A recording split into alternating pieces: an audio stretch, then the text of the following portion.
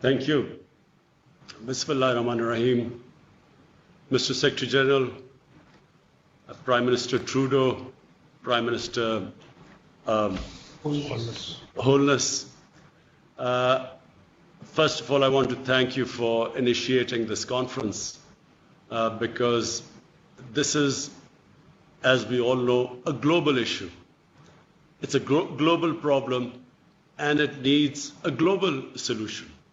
So let me just start off by saying that when the virus hit Pakistan and we did the lockdown, everything came to a standstill, as it did in most economies of the world where they were trying to cope with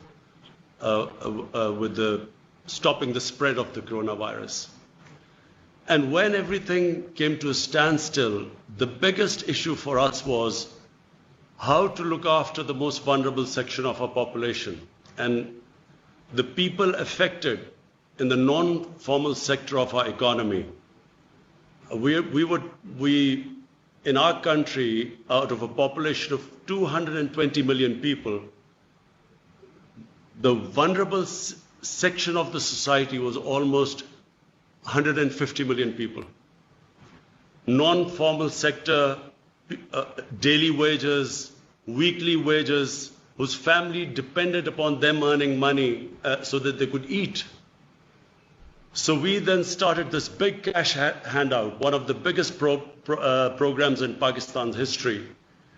We doled out $8 billion to stimulate our economy and, of course, to give cash to the most vulnerable section of our society. But the problem was, and the problem is, we have falling exports. We have falling remittances. We were trying to big, ambitious plans to revive our tourism sector. All this took a nosedive. And I know that this is the problem with most of the countries, but specifically the developing countries face this problem. To put things in perspective, the total amount of stimulus we could afford to give to our economy, and that was the biggest stimulus ever in our history, we managed to give $8 billion. And so when you compare it with countries like the United States, from what I heard, they're giving $3 trillion, Germany $1 trillion, euros, Japan $1 trillion. The developing world, we calculated, has given $7 trillion to stimulate the economy. And when you compare that with the developing world, unfortunately, we do not have the fiscal space to revive our economy, to look after the most vulnerable section of our society.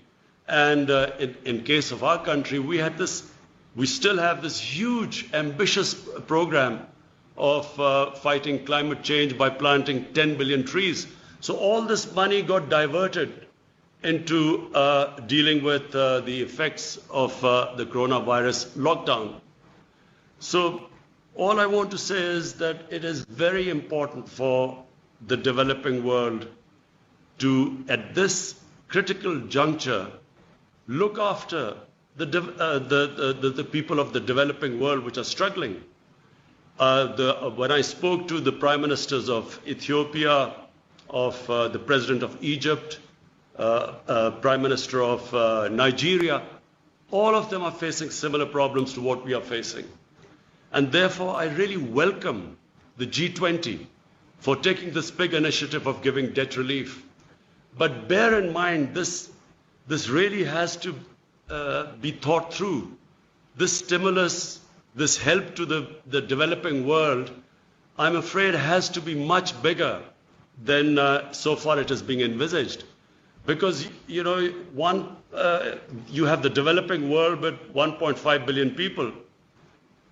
You have, the developed world, but you're the developing world with a population of 6 billion people. Unless the problem is dealt with holistically as a global problem with global solutions, the world is not going to recover from this recession if the bigger part of the world's population is wallowing into poverty. So therefore, I again, Mr. Secretary General, I congratulate you. I think this is again a great initiative. I want to, again, Prime Minister Trudeau, to you and the Jamaican Prime Minister, again, I want to say that this is, please pursue these initiatives. It is very important that the world, which became insular when COVID-19 hit the world, it's very important that the world now looks at this whole issue globally. And therefore, I'm sure if the developed countries put their minds together and treat this as a global situation, I think that we will all come out of it unscathed.